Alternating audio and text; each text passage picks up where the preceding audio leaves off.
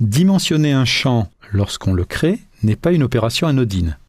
En effet, l'informaticien doit s'ingénier à avoir les champs les plus petits possibles, car lorsque nous additionnons la longueur de chacun des champs formant un enregistrement, nous obtenons au total un certain nombre d'octets. Ce nombre d'octets sera par la suite à multiplier par le nombre d'enregistrements, ce qui nous donnera la taille de la table. Il est bien évident que plus l'enregistrement est court, plus je pourrai mettre d'enregistrements à surface égale de disque dur. Donc le but du jeu, c'est de typer correctement ces champs et surtout de les dimensionner au plus juste. Alors quels sont les types que nous avons à notre disposition ? Les voilà. Nous avons à notre disposition le type texte. Un champ de type texte permet de stocker des données alphanumériques avec un maximum de 255 caractères. Donc lorsque je crée un champ de type texte, je dois, dans sa taille, le définir entre 1 à 255 caractères.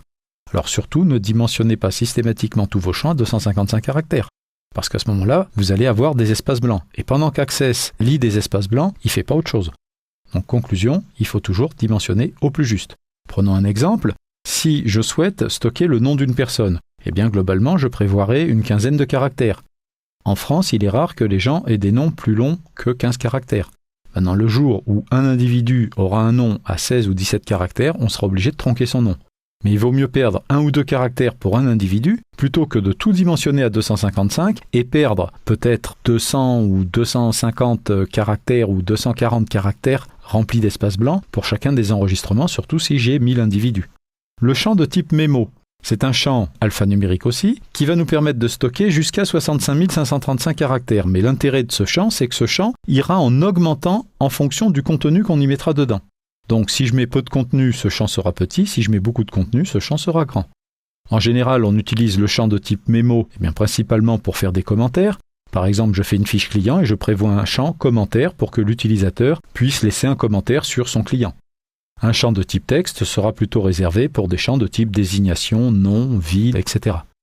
Nous avons aussi les champs de type numérique. Un champ de type numérique nous permet de stocker, comme son nom l'indique, des chiffres ou des nombres. Nous pourrons définir un champ de type numérique de différentes manières. On pourra le définir en tant que numérique auto, numérique octet, numérique entier, numérique réel, simple, numérique réel double.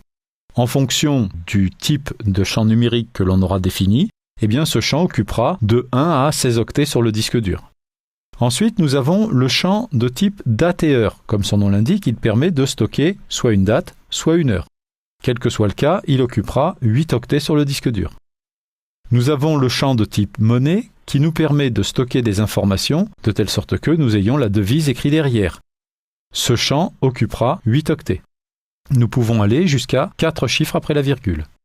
Nous avons le champ logique, oui-non, qui permet de contenir des valeurs de type vrai ou faux, oui ou non.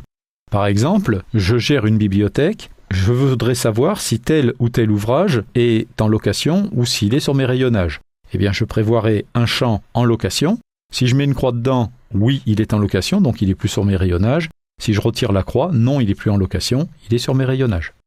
Le champ de type Only est un champ qui nous permet d'intégrer dans notre base de données des images, des sons, des documents Word, Excel ou autres. Je vous conseille de ne jamais utiliser des champs de type Only. Alors pourquoi ? Parce qu'il faut savoir déjà que la base de données Access, une base de données, est limitée à 2 gigas. Si vous mettez dedans des images haute définition, vous allez remplir votre base de données très très rapidement. Deuxième raison pour ne pas utiliser ces champs, lorsque vous mettez des informations dans un champ de type Only, ces informations vont être codées par Access et donc difficilement exploitables de l'extérieur. Ce n'est pas donc une bonne pratique d'utiliser les champs de type Only. Il vaut mieux avoir à l'extérieur de la base de données un dossier dans lequel on met toutes les images et créer dans votre base de données un champ de type texte avec le nom de l'image et le dossier dans lequel se trouve cette image. Ce qui permettra de retrouver cette image ou cette vidéo ou ce son sans aucun problème, mais en occupant finalement dans la base de données que la taille du champ texte contenant le nom du dossier et le nom du fichier image externe. Nous avons les champs de type lien hypertexte, ce qui permet donc de créer un champ cliquable permettant d'atteindre telle ou telle page web. Nous avons le champ pièce jointe qui nous permettra donc de joindre, comme dans un mail, des images, des feuilles de calcul, des documents, etc. Ce champ pièce jointe est à préférer au champ Only. Je ne vous l'ai pas mis dans ce tableau, mais c'est une nouveauté Access 2010. Il y a